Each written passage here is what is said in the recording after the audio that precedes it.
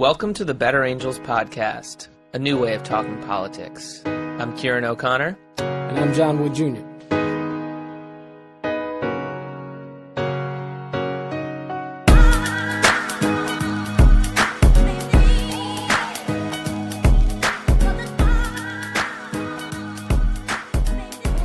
It's Tuesday, March 5th, and we are coming at you live from the Network Studios in Culver City, California. It's a new location, and we're back in the saddle.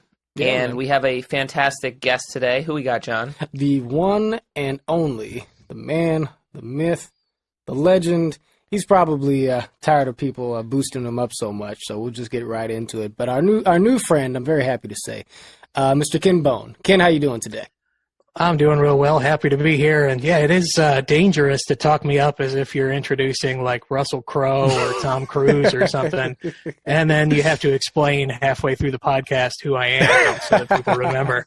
Well, that's tough to do. Well, I mean, so you can imagine. So, people know the Better Angels podcast in part because we were affiliated with the organization Better Angels, which Ciaran and I work for. And Better Angels is all about bridging the gap and extending the dialogue and rehabilitating the conversation between Reds and Blues, conservatives and liberals. And so, before we started talking today, Ken, I was talking to a number of people and asking folks like, we're going to talk to Ken Bone. Do you remember Ken Bone? Most people, at least, the political sorts of circles, the CNN and Daily Show watchers and so forth, Fox News viewers who I know, most people were like, Ken Bone. It's like, that was that guy, right? The guy in the sweater and everything. It was like, they're like, how's he doing? What's he been up to lately? And, I think I told you before, I had one or two people mistake you for Joe the plumber. But a lot of folks who remembered your contribution to the 2016 election as being one of the only uplifting moments in that race. So just to remind people very quickly, sort of what brought you to prominence. You were at the second presidential debate between Clinton and Trump? Was that? Yeah, the second of the three. Right. And you stood up and you asked a very thoughtful question in the middle of just this ugly, nasty kind of, debate and the larger kind of political, vitriol of the moment. You just stood up and asked a very thoughtful question on energy policy, which seemed to people to be well-intentioned and genuine. And, you had on this red sweater that, I think... Iconic. Yeah, the erstwhile iconic red sweater, which I guess drew some eyes and so forth. But it just seemed for me watching, and I remember watching that at the time, and for other people, that just the simple sort of good-naturedness that came through in your brief presentation there against the backdrop of all the political ugliness just kind of, made you a person that the whole country, and the fact that you were an undecided voter, made you a person that the whole country wanted to speak to. So I think that the first question I'd like to ask you just right off the bat, we want to talk about issues of the day and so forth, but just, you've answered this question a million times before, but I think our audience would like to hear it. What the heck was that like, man? To go from, just being a guy in the crowd one day to the next day, being on the Daily Show, CNN, I think it was Real Time with Bill Maher, just all over the media. You were the biggest thing in America. I've been on the radio or on television in 32 different countries, which is just bizarre to me because today on my way to work, I got coffee at the gas station. I spilled some on my shirt. I'm just a normal person that does normal person things. Mm-hmm. And then for about a 3 or 4 week period, I would have to carve time out of that normal person schedule to do like a satellite link up so that I could be on MSNBC and give them commentary on the election. I still can't really process it. I don't understand why it was like that. And it's really, really hard to explain to people what it was like. Because there's no like common frame of reference. The only thing I can really give out as a warning is like we live in an extremely fame obsessed culture where people their ultimate goal is like, I would rather have 1 million Instagram followers than get my mortgage paid off.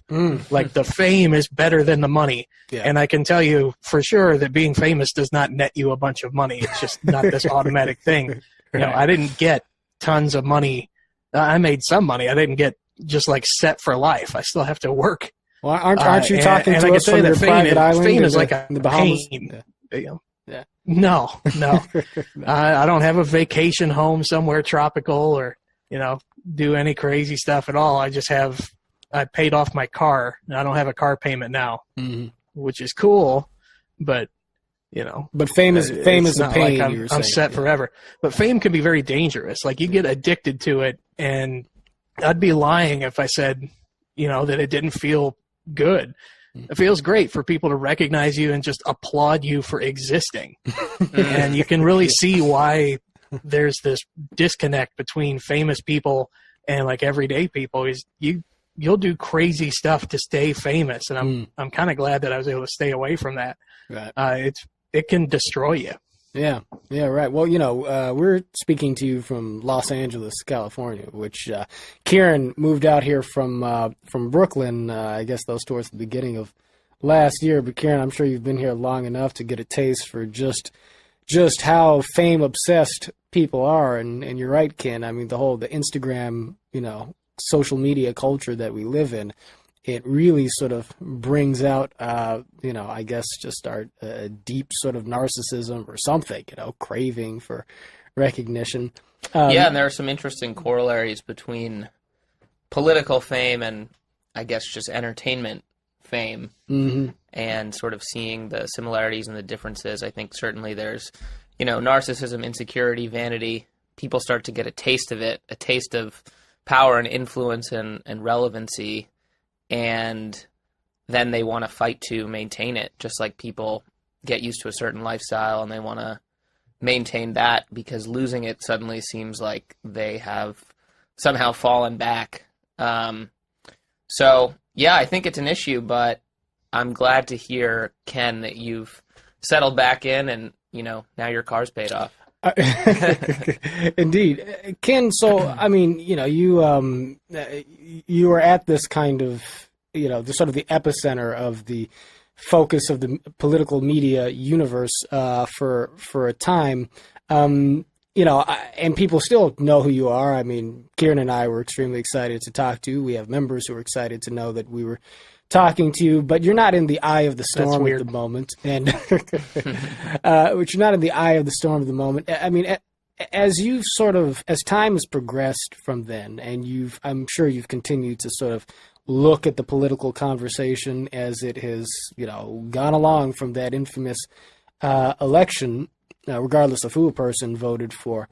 What has your appreciation been of kind of the arc of our political culture and our civic discourse from November of 2016? Do you see things as having gotten better, worse, or is it complicated? How would you look at the course of events since then? I think there's no question that it's worse. The day before the election, yeah, there were lots of people that didn't like Donald Trump. There were lots of people that maybe even hated him. Yeah. But he wasn't going to win anyway. The day after the election, I was getting death threats again because this is all your fault because you didn't endorse Hillary Clinton. I'm like, well, dude, I'm just some nobody. I wouldn't have made any difference in the election. And if you really look at it, like one of the biggest things I did at the time was getting people registered to vote. Right. And doing youth voter registration initiatives almost exclusively helps Democrats. So if anything, it helped Hillary Clinton. But still, no, this is all your fault, Ken, and just hatred and vitriol. And it's not just for me personally. It's like the MAGA hat is a KKK hood. Like that's a crazy statement to me, no matter who you support. There's plenty of people who voted for Trump just because they thought that he was you know, maybe he'd be better for the economy, or maybe they just didn't like Hillary Clinton. That's the only reason I was undecided on paper, is because I don't like Hillary Clinton. I mean, it's not that I'm in love with Donald Trump. I think in a lot of ways he's weird. You know? There's a lot of bad, stupid things that he says, especially. So if you could do it over crazy. again, you can't say anything nice about the guy. Right. If you could do it over again, would you still choose not to endorse anyone? Yeah, before the election, I thought that it was not fair of me to say who I was going to vote for because I'm just some random guy who got a bunch of attention. I had 250,000 followers on Twitter at the time. And who am I to tell somebody who they're supposed to vote for? I was just encouraging people like you go out and you do your own research and you vote your own conscience and just get involved in the process. It's not for me to tell you who I voted for. And if I came out and said who I voted for now, then it would just be a shameless attention grab. It would be like, hey, you guys remember me? Maybe I could get a book deal now if I say who I voted for. Well, that's crappy. Like, I'm not Screech from Saved by the Bell. I don't want to do some dumb stunt so that people will pay attention to me again. Right. Yeah. Well, you know, and I think that, honestly, man, I think it's a good thing to sort of keep under your hat, really, because the thing is, I mean, I appreciate your not wanting to answer that question. I don't know if I don't think you've answered that question, but I appreciate your not having answered it if you haven't, because we're in a moment where everybody pushes you to take a side as a matter of, I think, proving your sort of tribal allegiance and so forth, you know. And I think that there's a real problem with this kind of culture war context because it keeps us from being able to sort of balance two thoughts in our head at the same time. Thought number one is that, hey, look, we have different ways of looking at things as Americans. We might even have different interests on an individual or a narrower sort of, you know, community level. But at the same time, you know, we are all sort of brethren in the context of being fellow citizens or residents of this country. There is some, you know, heritage that we share, and there is a larger common interest and hopefully a larger common purpose and just an obligation to be decent to each other that you'd like to think would be the most important thing in terms of coloring how it is we talk about each other and how it is we talk to each other. So one thing I'm interested in asking yourself is sort of what was it that allowed for you prior to all of this, you know, recognition to kind of feel that it was important to look at these two candidates and maybe just, you know, politics in general in kind of a balanced way? Is there something in your upbringing or your own particular circumstances that allowed you to sort of withstand the pull towards one side or the other? What allowed for you to be the ultimate independent, as I think some may have referred to you? Well, my dad's family, they are pretty staunch Republicans, very conservative folks. Okay. And my mom's family are like vote straight Democrat, you know, super, you know, vote blue no matter who Democrat. Okay. But they can still have dinner together and they just don't talk about politics. And one of the reasons for that is because this used to be a common skill amongst almost all Americans, was that you would look at somebody who disagreed with you and you would accept that they still want what's best. They accept that the goal is the same. Like the goal, let's take healthcare, for example. The goal is that nobody dies in the street of pneumonia. Right.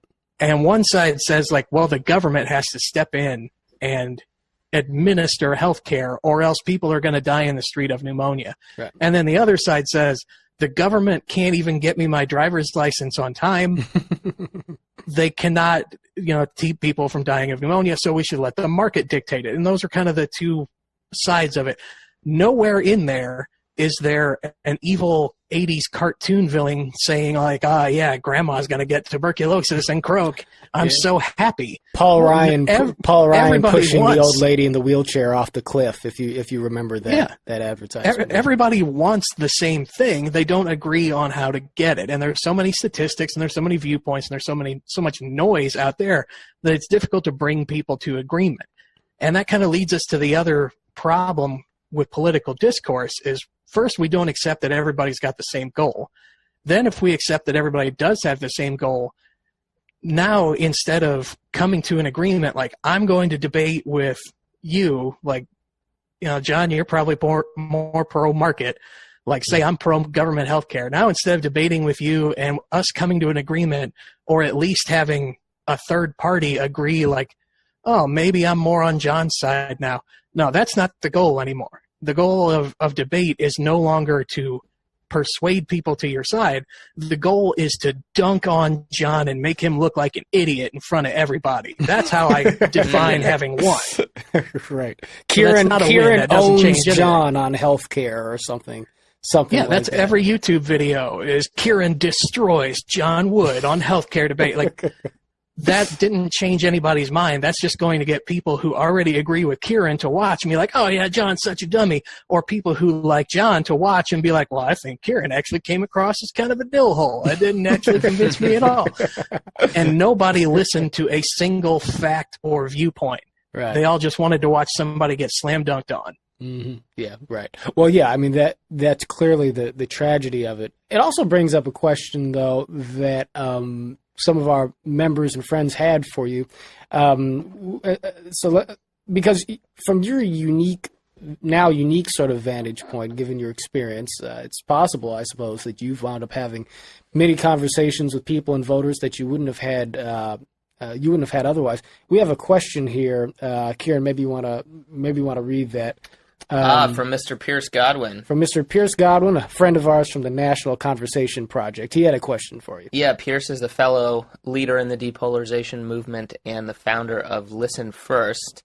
His question is, as you've been on the front row of presidential politics, how much listening have you observed among people of diverse perspectives?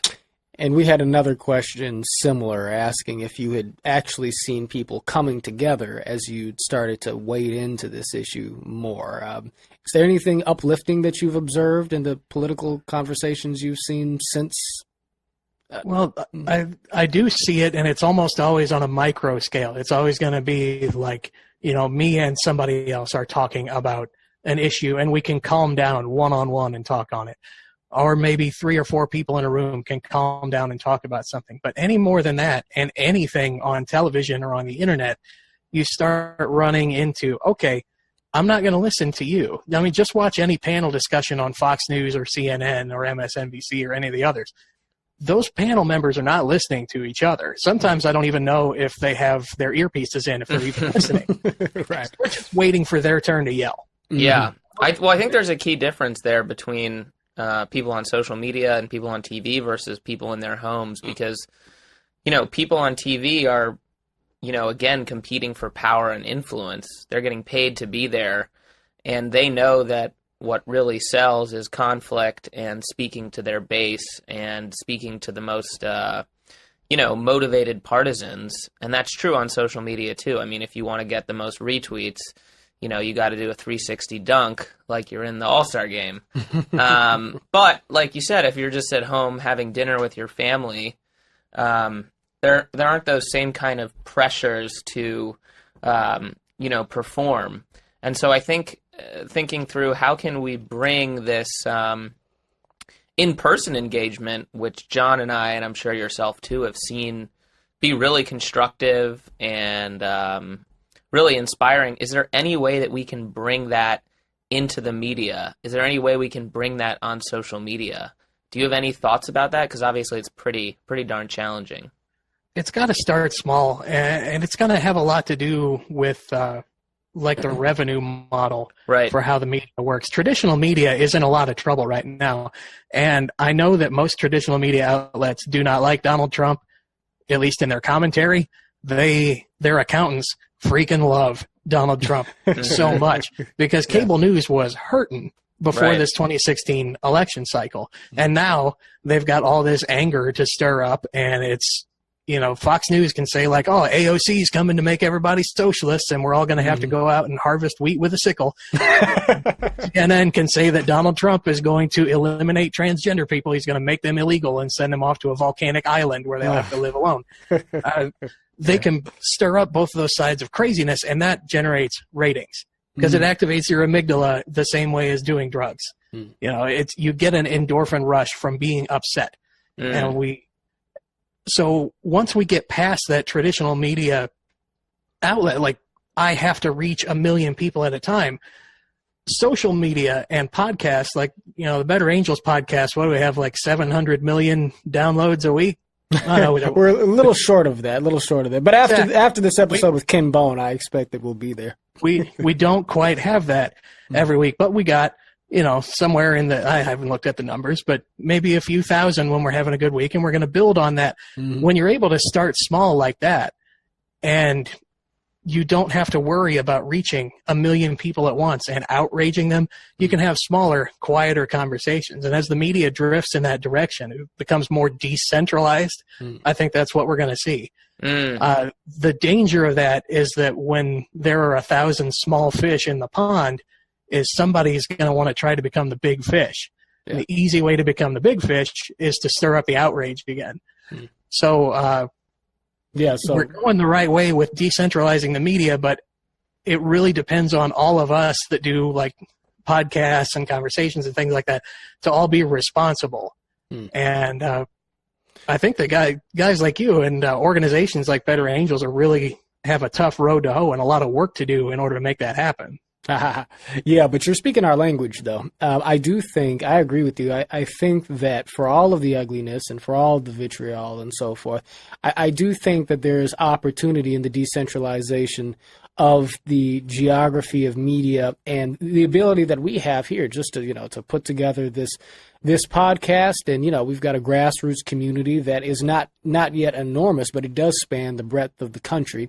And we're not the only ones doing this. I mean, Ciaran mentioned Pierce Godwin and Listen First, and there is a community that is sort of beginning to consolidate and bubble up, and it indicates, I think, a larger sort of appetite in the American people for a hunger for I think the rediscovery of values that can be sort of enduring and transcendent of the narrower sorts of ideological and tribal partisan divides that really just, I think, make most of us miserable most of the time.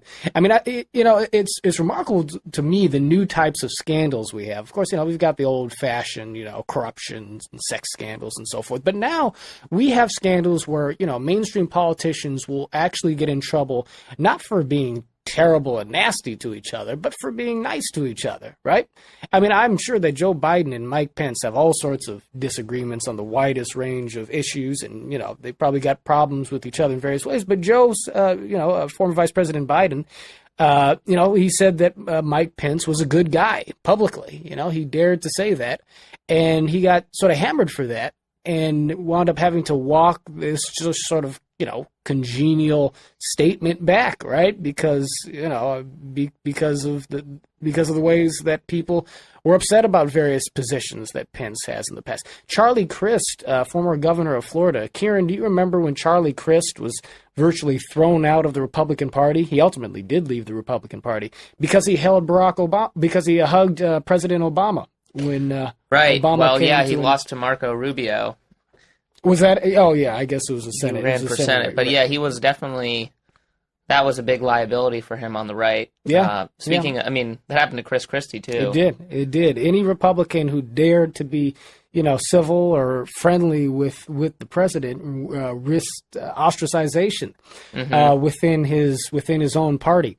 Well, I think that the thing about Mike Pence and in some of these instances, I think a lot of the anger at Biden came from elements within the left that they sort of found Mike Pence's, positions on LGBT rights to be, not just incorrect, but like sort of dangerous to their well-being. I think I saw Cynthia Nixon, she ran against Cuomo for governor of New York. She actually went to my high school too.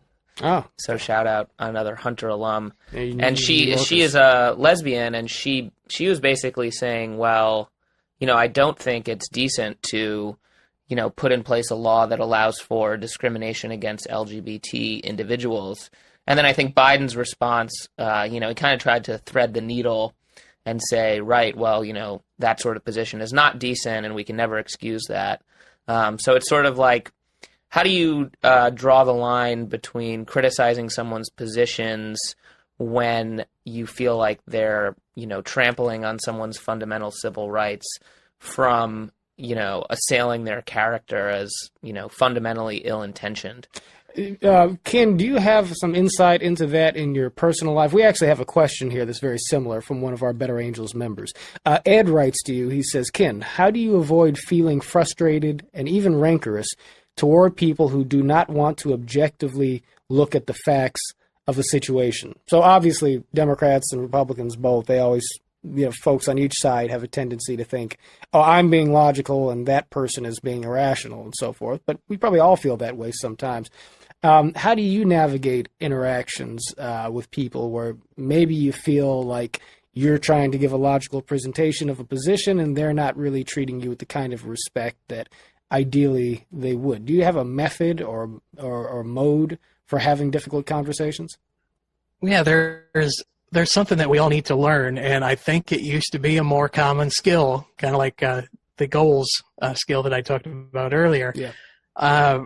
My political positions can change over time, and they do not define me as a human being. Mm-hmm. When I was in high school and college, I did not think that it was okay for gay people to get married. Mm-hmm. I didn't, because that's how I was raised. Yeah.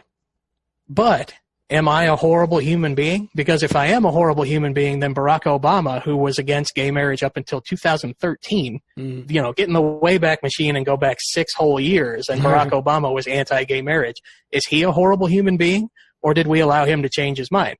Seems like we allowed him to change his mind. I'm allowed to change my mind, and I did. Right. So does having held that position in the past because I was wrong, I now view that as objectively wrong and objectively incorrect, but I acknowledge that I used to feel that way. Mm-hmm. So my political positions don't define my common decency. I'm allowed to learn and grow and change. And going along with that, when I attack someone's political positions, like there are people that still think it's not okay for gay people to get married, and if I come back and say, like, why do you feel that way? I disagree because, fundamentally they have the same rights as you, and do that old argument. Mm-hmm.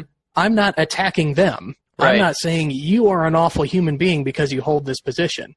Like, if you're in favor of universal health care, and I say, no, I don't think universal health care is a good idea, because just look at the Veterans Affairs hospitals. The VA hospitals are very poorly run. Yeah. So I don't think the U.S. government's capable of that. That doesn't mean I think you're bad or you're mentally deficient or stupid. It's a skill that you have to develop. Mm-hmm. You have to, and it takes conscious work, which is why we hate it. I hated going through it myself. I had to do conscious work realizing that, people who have more liberal ideas on economics than I do are not calling me an idiot, or at least the ones who are arguing in good faith are not calling me an idiot, and they're not saying I'm a bad person for having more conservative fiscal ideas, just like the conservative people who attack my more liberal social ideas are not saying I'm a bad person, and believing what I believe does not make me a bad person, but it feels like that. When you disagree with me, that's how it feels. We've allowed politics to turn into sports. Like, if you could see a full body shot of me, I'm wearing a shirt that has the logo for the St. Louis Blues hockey team on it. Right. So when somebody tells me the Blues are terrible and they lost like 9 games in a row earlier in the season and they've never won the Stanley Cup, that doesn't have anything to do with me. I can't make them win the Stanley Cup because I'm not as good at hockey as I would like to be. I don't get to play with them, but it makes me feel bad. I hold the position that the Blues are awesome and I love them and they're my favorite team. So when somebody says something bad about a thing that I like, it makes me feel personally attacked and makes me want to yell at them, be like, hey, jackass, it's not okay to talk about that like the Blue. Yeah, I think that you have to step back. You have to take a step away from yourself and realize, like, I can talk about ideas without talking about people. And it's harder. It's harder to do that than it is to attacking people is easy. Yeah, I think talking about ideas is hard, and we don't like stuff that's hard. Totally. I think people's politics are increasingly tied to their identity on both the left and the right. I think the term identity politics has become associated with the left, but I think it's just as applicable to people on the right.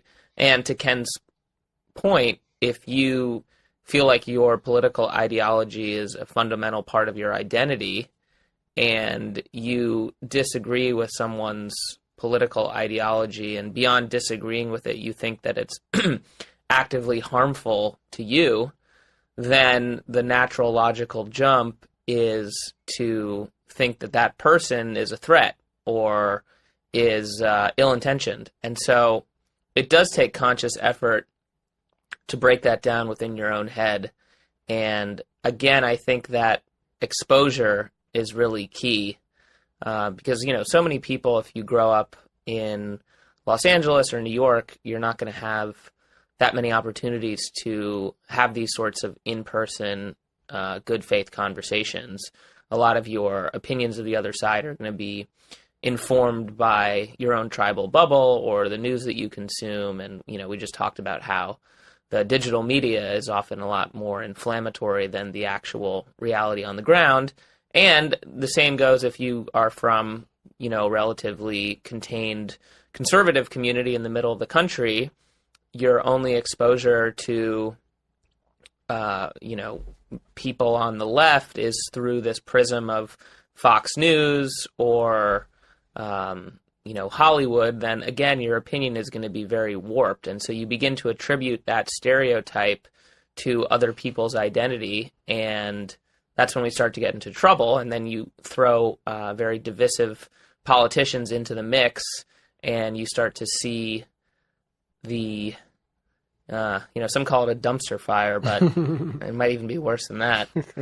That's where we are. Although, it's funny on the exposure point that you mentioned, there is a sort of exposure that we have way too much of via social media. And what I mean by that is that on social media, we are exposed to sort of the subconscious, lizard brain of people in terms of how they think about one another on the basis of their political sort of views. I mean, you know what it's like to be driving in the car or whatnot, and you get road rage. Somebody cuts you off and you start screaming and cursing, or maybe that's just me, I don't know. That's hard for me to imagine, John. You strike me as very zen. I'm usually pretty zen, but you get me behind the wheel in the wrong circumstance and it goes out the window.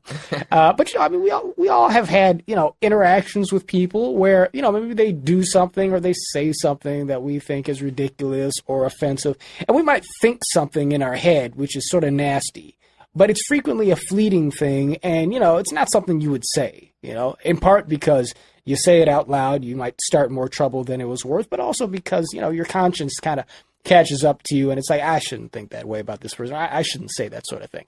But on social media, everything is turned inside out because, at least for many people, they just feel so uninhibited, as if the fact that the person they're communicating with isn't somebody who's physically in front of them, gives them some sort of, there's moral license there to just dump all of your negativity onto somebody in ways that, we know, even going outside the political conversation, this literally leads to suicides, particularly in the case of young people, just in their social interactions, to be criticized in, this, sort of nasty and amplified sort of way that particularly teenage girls are frequently subjected to. It's sort of another conversation, but it's just to say that all of that makes reasonable dialogue and I think a balanced kind of appreciation of our political environment much more difficult to attain these days, and yet we have to do it.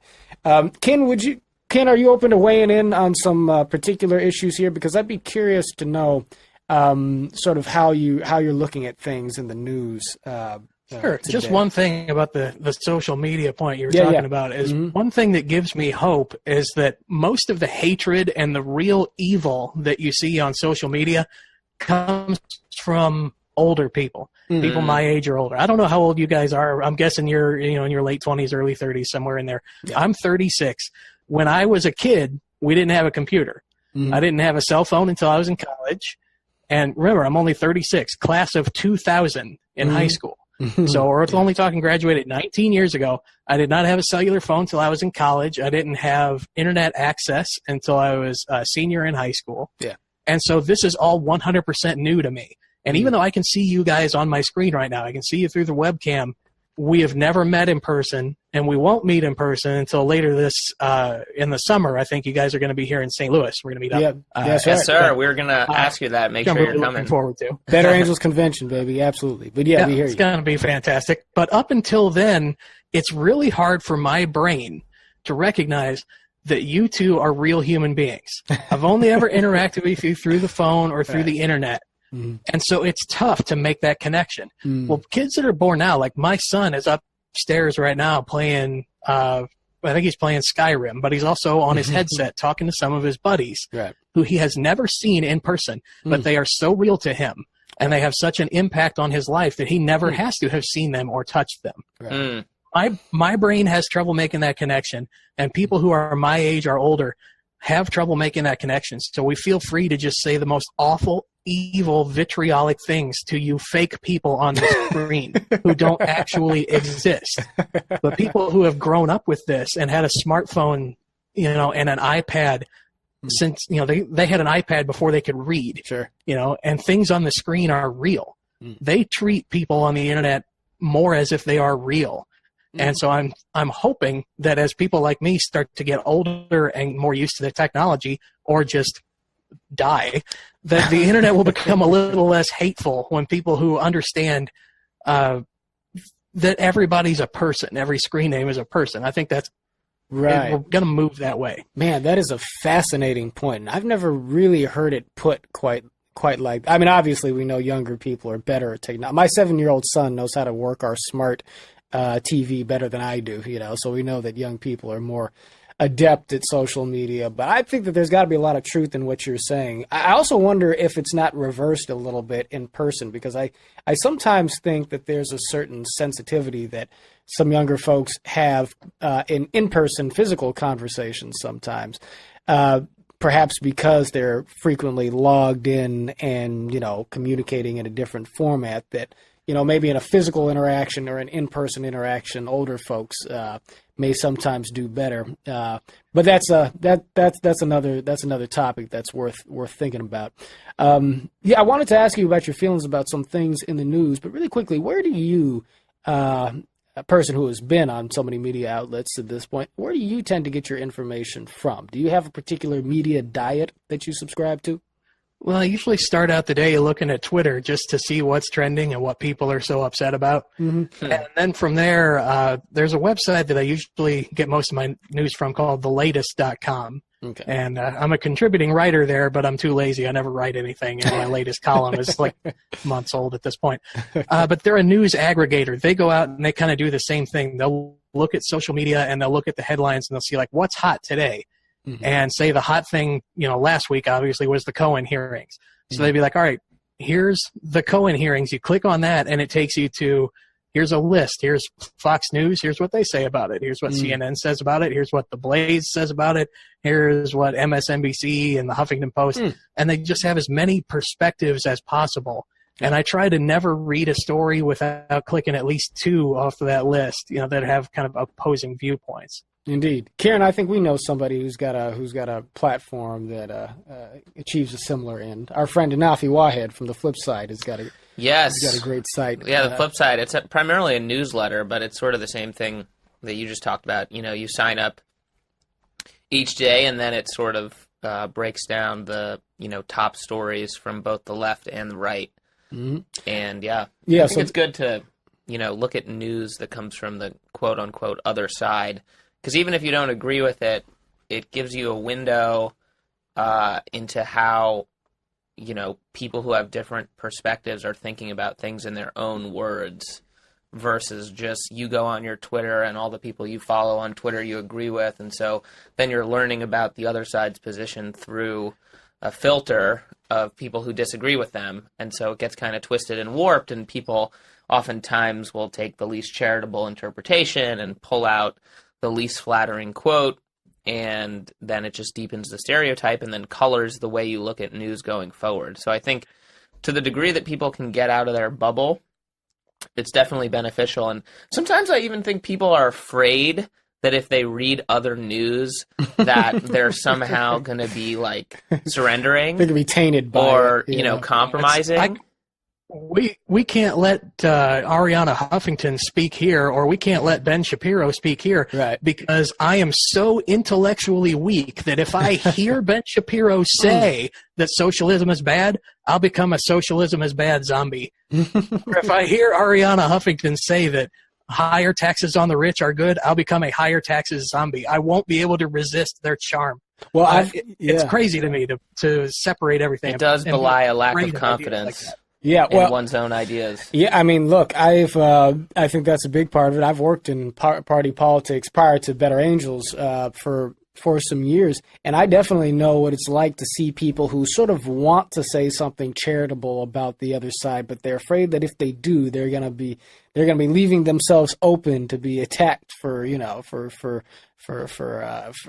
impurity. Let's say Fraternizing with the enemy. Fraternizing with the enemy. Some it's flirting with blasphemy, and some. It's really a terrible idea too. Because I hate to bring everything back to a sports analogy, but I think it's something that everyone understands. When the 49ers play the Raiders, okay, I'm the 49ers head coach. I spend a bunch of time in practice making my dudes better at football. Mm-hmm. But then one day we watch the Raiders play. We watch tape from the Raiders game so that we can see the Raiders plays. We can see their thoughts and ideas, and we can understand them. And we don't look at the Raiders offense and say, oh, well, those guys are a bunch of morons. They should be running the other direction. We look at them and see like, oh, I can see how they won the game using that. Let me come up with a counter to that. Or I can see how they won the game using that. Let's us do it too, because it was actually a good idea. Mm-hmm. Right. It's not crazy to look at what the opposition is doing and thinking, and then either saying like, oh, some of your ideas are good, and I'd like to adapt them.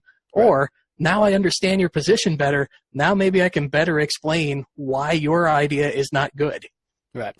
Yeah, I keep forgetting who said it, but somebody said that he who only knows his own side of the story knows little of that, And I think that's the moral that I take from this, because we're grossly ignorant of each other, and because we don't allow ourselves to be challenged, we don't give ourselves the opportunity to be self-reflective, and therefore there's a lot that we miss about ourselves. And, both the inconsistency perhaps in some of our own positions, as well as the ways in which we are not ethically comporting ourselves the way that we ought to aspire to do in a truly sort of, charitable civic society.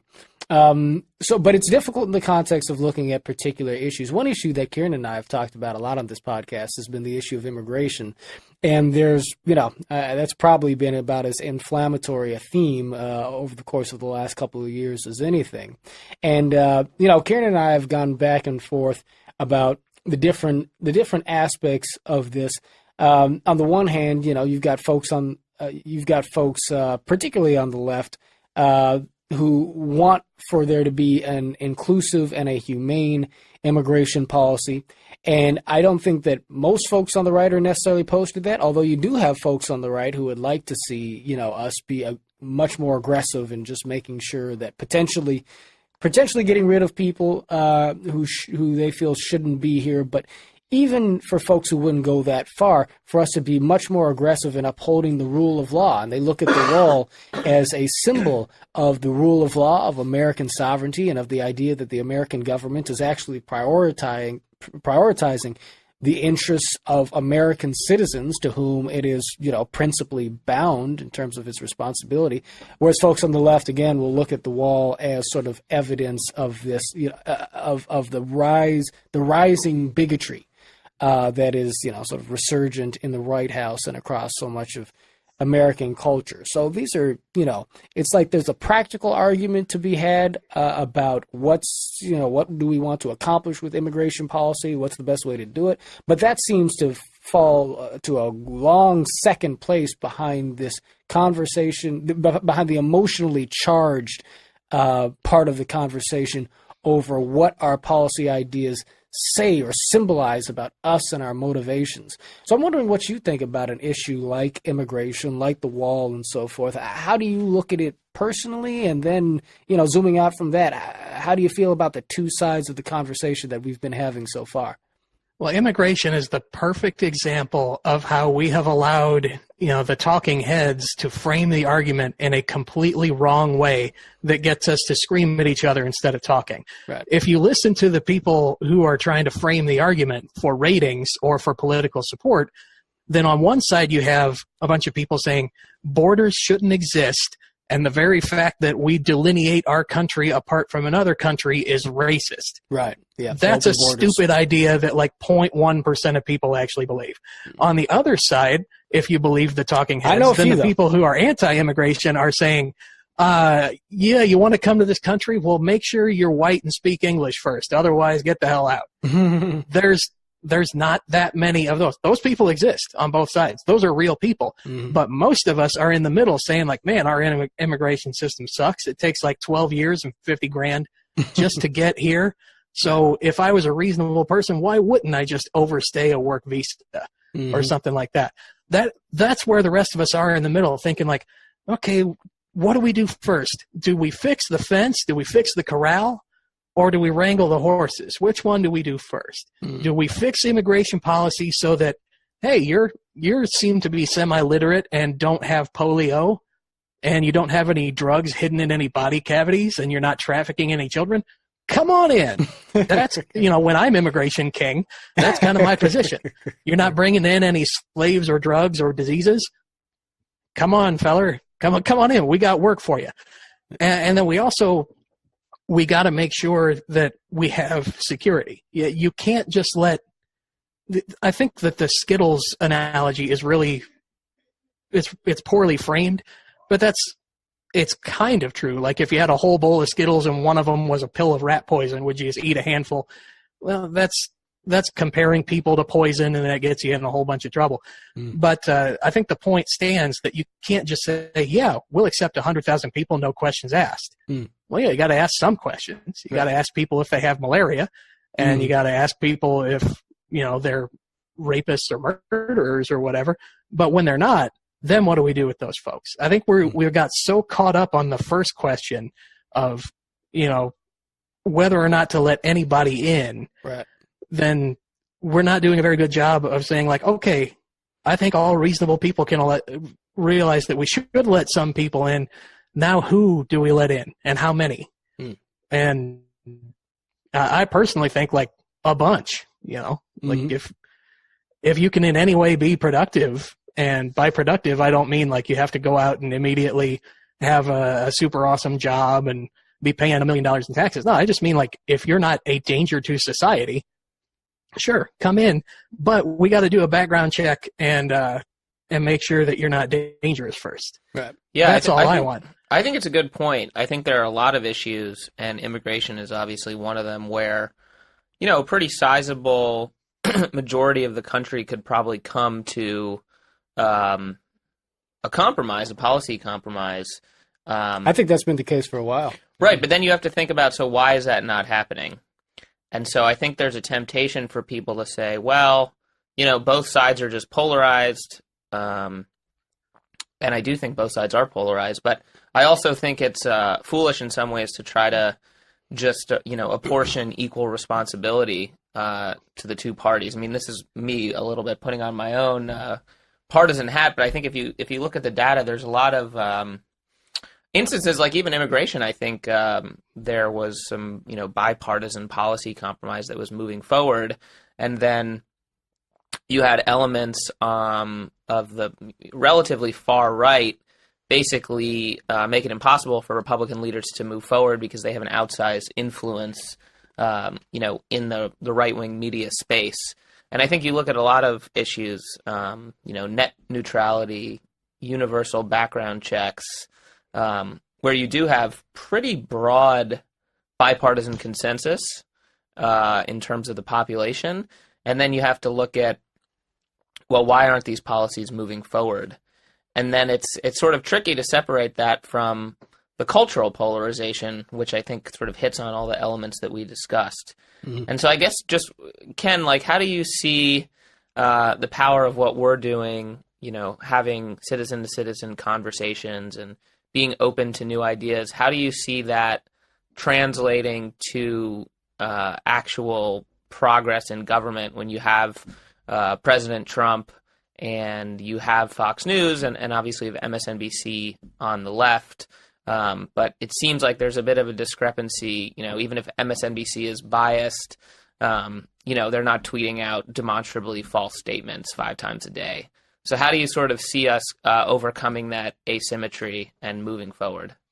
Well, I think the best thing that the Better Angels organization can do, and I have a lot of friends who are like in think tanks that are trying to do similar things, is get the word out that compromise is not a dirty word. Mm-hmm. Like, when it's re-election time, and for Congress people, it's always re-election time. You start fundraising for re-election like the day after you're sworn in. Right. When it's re-election time, you don't want your opponent to be able to put ads out there and be like, this guy voted no on the Safe Schools Act. And it's like, well, wait a minute. There was a line item in the Safe Schools Act that said we were going to feed kids horse meat, so that's why I voted no. No, you're not allowed to say all that stuff. You compromised and you didn't vote for this, or you are, you're going to allow all these DACA kids to stay in the country in exchange for more money for border security. So you compromised. Therefore, you are bad. We're going to get a hardliner in there to replace you. No, nothing gets done without compromise. When you want Mexican food and your wife wants Chinese, you have to compromise. You have to either say, like, okay, let's go to the Chinese place, but let's go to one where I can get something, spicier or whatever. Right, but what if 7 members of the 10-person... What if 7 members of the 10-person family want Chinese, but the 3 members who want Mexican, control the family government?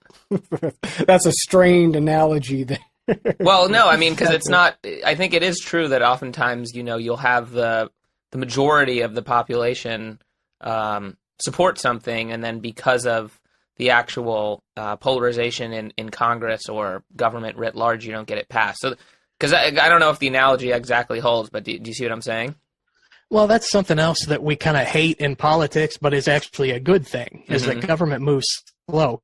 Government is designed to move slow, and I want it to continue to move slow, because if everything's just based on what the majority of Americans support, then it wouldn't have been very long ago that it would have been illegal to be gay. You could have gone to prison to be gay within my lifetime if it was just like what the majority of people support.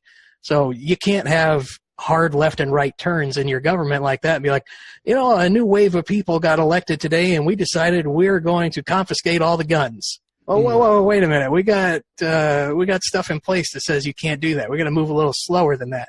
Things have to be incremental in one direction or another. And if that means to you that it takes too long to get to where you want, that is the sacrifice you make in order to not have a fascist dictatorship. Yeah, I think that's a phenomenal point, and I agree with you, of course, on the point on compromise. And to put my Republican hat on for a second, I mean, I do sort of feel as if we might have had a better chance of getting across the finish line if President Obama had been able to cheer a little bit harder for the Gang of 8 compromise that showed some promise way back then to begin with. We might have avoided our whole current situation, but that's a conversation, a red and blue conversation that Ciaran and I will round out in future episodes. Yeah, I don't know how much Obama cheering would have changed the Freedom Caucus's calculation. He didn't need to change the Freedom Caucus. The Democrats didn't come on board with it the way they could have. It was Schumer. See, we're going to get off into a tangent here. But yeah, I think that the heart of what you're saying is profound. And it's funny because we are in kind of a unique ecosystem, in the depolarization space. Because, Ciaran and I, we both come from party political backgrounds. I was a Republican nominee for Congress and a vice chair of the LA GOP. Ciaran was a communications staffer for Hillary and Obama and so forth. But in our day-to-day work with Better Angels, Ciaran, tell me if you disagree, but I think that we really do sort of see the best in people on both sides of the aisle. Definitely. And it gives us this sense that, there is a way forward ultimately.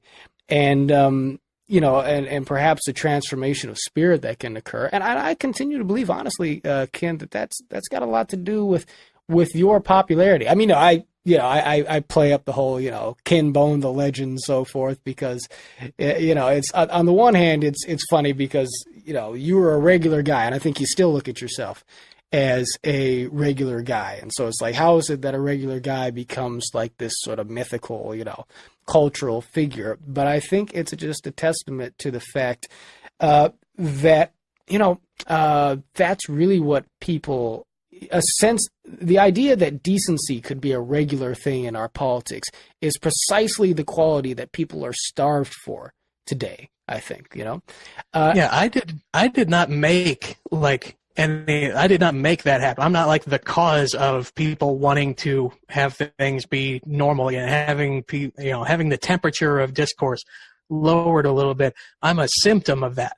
There's, I think, a silent majority of people who are tired of waving pom-poms for one side or the other while nothing, good gets accomplished, while we all hate each other.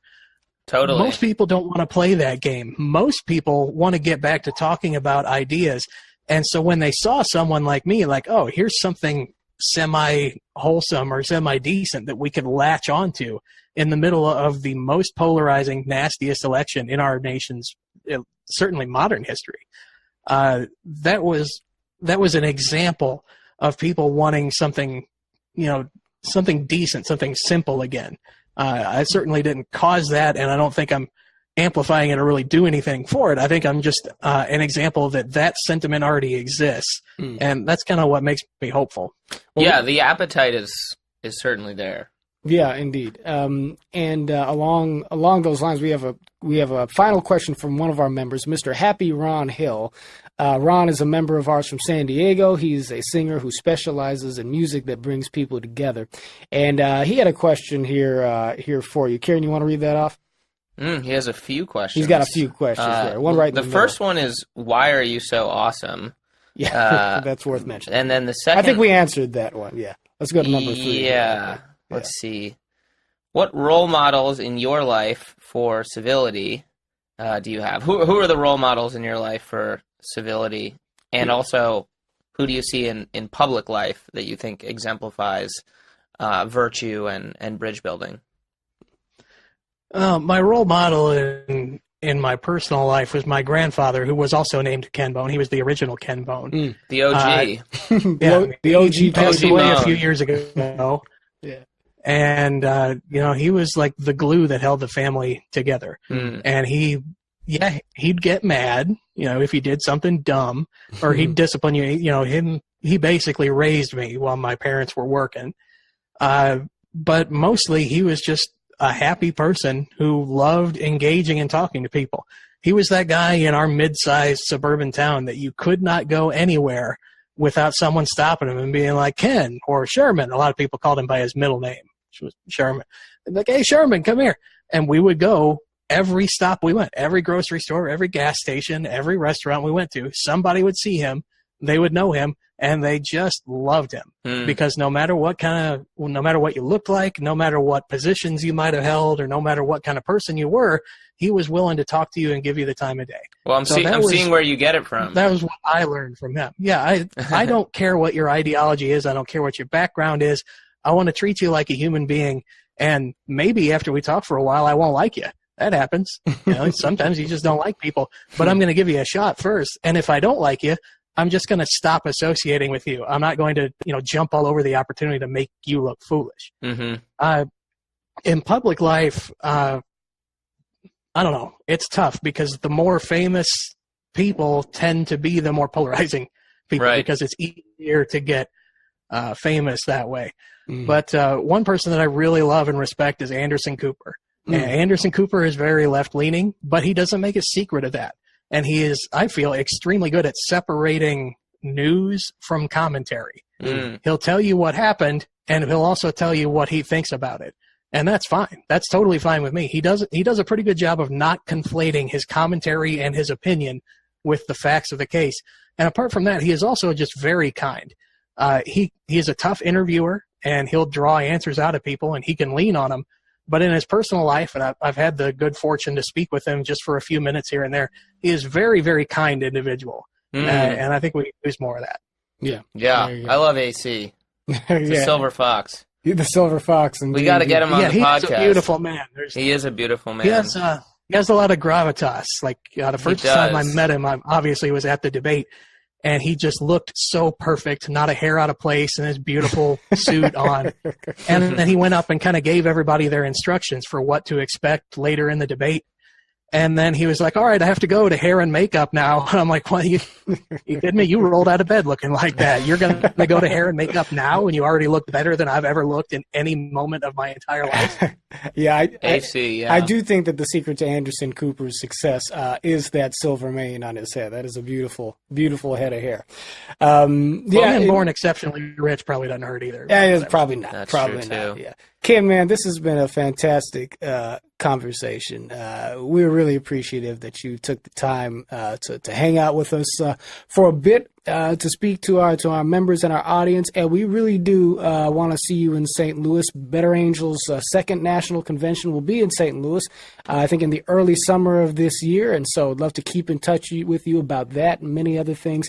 And I just hope that you continue to set the example for Americans that you've been setting, because I feel that it is needed, and Republican, Democrat, that's not really so much what matters at the end of the day, but rather that we sort of call out the best in each other as Americans, I think, is what we're united in wanting to do. So, Ken Bone, thank you so much for serving as that example. Any parting wish, Ciaran? You said it very well, and I'm very excited that you live near St. Louis and will be coming to the convention, because I think, as John said, you really exemplify the values that we hold dear at Better Angels, and I think this summer's convention, which is our second, is going to be sort of our effort to take things to the next level heading in 2020. And so having you there will be great. We're hoping to get some other folks, people of notoriety and influence, and I think our members and delegates will be happy to meet you and talk to you, and I'm sure you'll enjoy that as well. So thanks for coming on, and I'm sure we'll talk soon. Yeah, it'll be a great time. I'm happy to do it, and you just watch it out. The more I talk to you guys, the easier it's going to be for me to weasel my way in and get an hour up on stage where I get to, I get to take over the convention for a while. We see your skin, Ken. I was happy to be here with you guys. Next time you have a guest cancel on yours up, then let me know. I'd come back anytime. Yeah, brother, we'll do. Thank you so much.